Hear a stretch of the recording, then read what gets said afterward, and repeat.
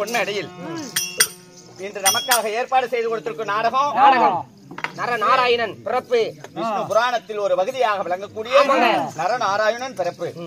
அந்நாடகத்தினில் நான் வந்திருக்கிறபடியா நீங்கள் யார்? உங்களுடைய பெயர் என்ன? சொன்னால் தெரியுங்க. ஆகட்டும்.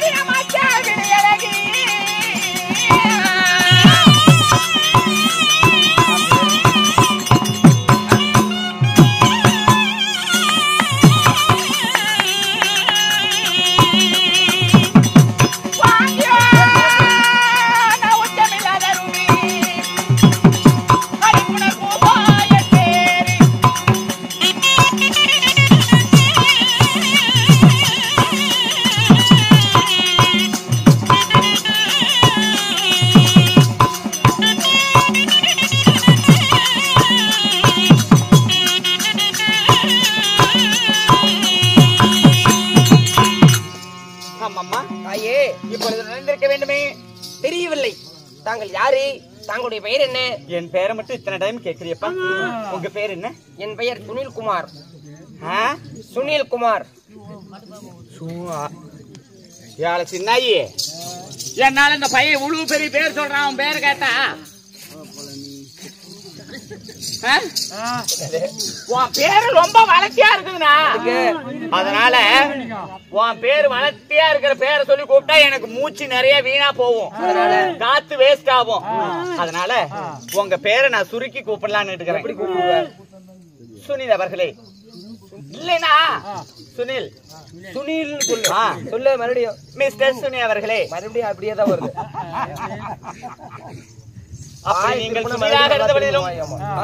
அப்படி நீங்கள் சுனிலாக இருந்தாலும் நான் பைப்பத்தோட போட்டுக்கிறாங்க. சேச்சு பொழுதுகிட்டு போறேன். போய் இடத்துல உட்காரு போ. அது யாரு? என் தங்கச்சி தான். தங்கச்சியா? என்னடா பேரு? மணிமேகலை. மணிமேகலை. பொத்தி பொத்தி வளர்ந்த அந்த பிள்ளைக்கு சாணி போட்டு இப்பதான் போகுது வீட்டுக்கு. பொத்தி பொத்தி வளர்த்த பிள்ளை மணிமேகலை. ஆமாங்க. அவளுக்கு வெக்கமிட்டு போகல. வாய்ப்படி. அப்படி நீ சுனிலாக இருந்த பொழுதிலும் பாட்டி டோர் க்ளோஸ். ஆமாம்மா, நான் யார் தெரியுமா? சொன்னாலும் தெரியுங்க. அதாவது இந்த விண்ணிலோகத்தில் வேலை எத்தனையோ லட்சக்கணக்கான நட்சத்திரங்கள் இருந்தாலும் அதிலே வானியல் சாஸ்திரத்தில் இடம் பெற்ற, வானியல் சாஸ்திரம்னா என்ன? வானியல் சாஸ்திரம் நம்ம மாநில மக்கள் எல்லாம் ஜாதகம் பாக்குறாங்கல்ல, அந்த ஜாதகத்தில் இடம் பெற்ற 27 நட்சத்திரங்களில் ஒருவனாக விளங்கக்கூடிய என் பெயரோ புனர்பூசம். புனர்பூசம். உண்மைதான். அப்படி நான் புனர்பூசமாக இருந்த பொழுது தைப்பூசமாக இருந்தாலும். தைப்பூசமா? தைப்பூசம் முருகன் கோயிலுக்கு அந்த பக்கம் பூசை நடக்கிறதுரா. அதுவும் எங்க நட்சத்திரத்துல தான் வரும். ஆமா, பூச நட்சத்திரம் அன்னைக்கு புனர்பூசம். சொல்றதுக்கெல்லாம் உங்ககிட்ட கருமாந்திர புனர்பூசம் சொல்றீங்க. கேட்டையா? ஆமா, கேட்டையும் என்னுடன் பிறந்தவளே. கேட்டையில் பிறந்தால் கோட்டை கட்டி வாழலாமா? மூல நட்சத்திரத்தில் பிறந்தால் பவித்திரம் உண்டாகுமா? அப்படி இருந்த பொழுதிலும், நான் புனர்பூசமாக இருந்த பொழுதிலும் என்னை ஈண்டெடுத்த மாதா பிதா பிறந்து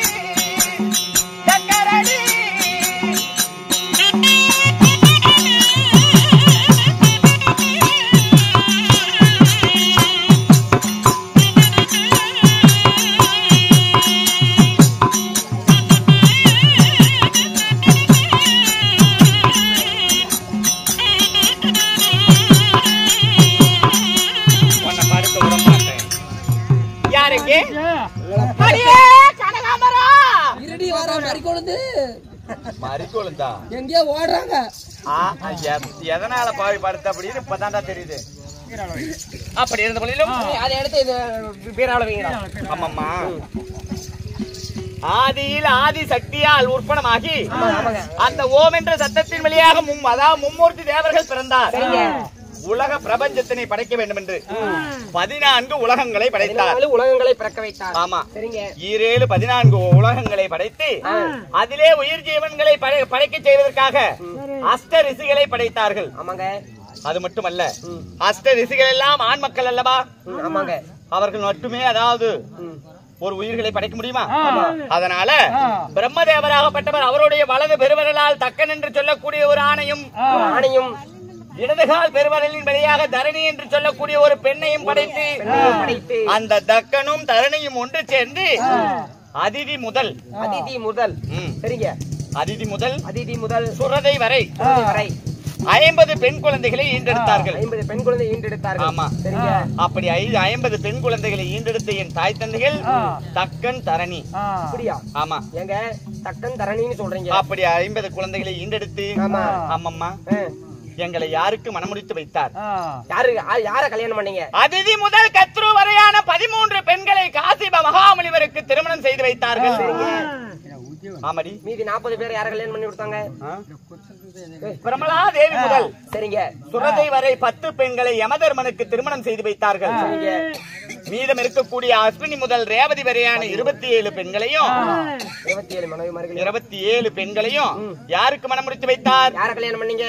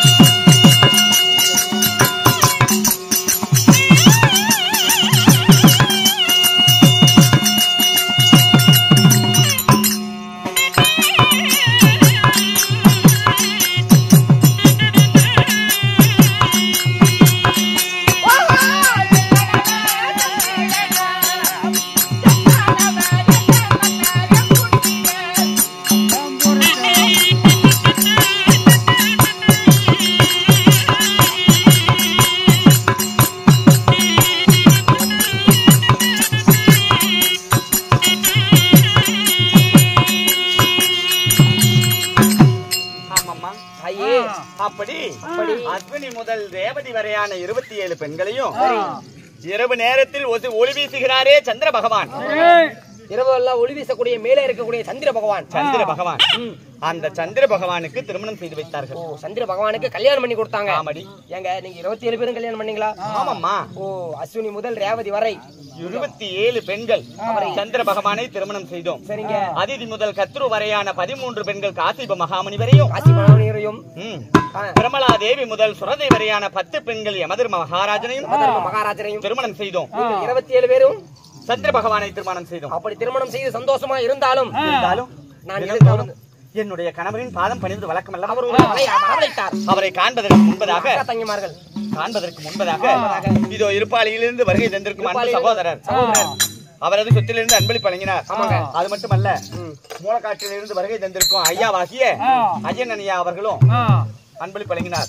அவர்கள் செய்கின்ற தொழிலில் என்றென்றும் சிறப்போங்கி வாழ வேண்டும் என்று இந்த சக்தி மாரியம்மனை வேண்டிக் கொண்டு இப்பொழுது என் கணவரை காண வேண்டும். புறப்பட பகவான்.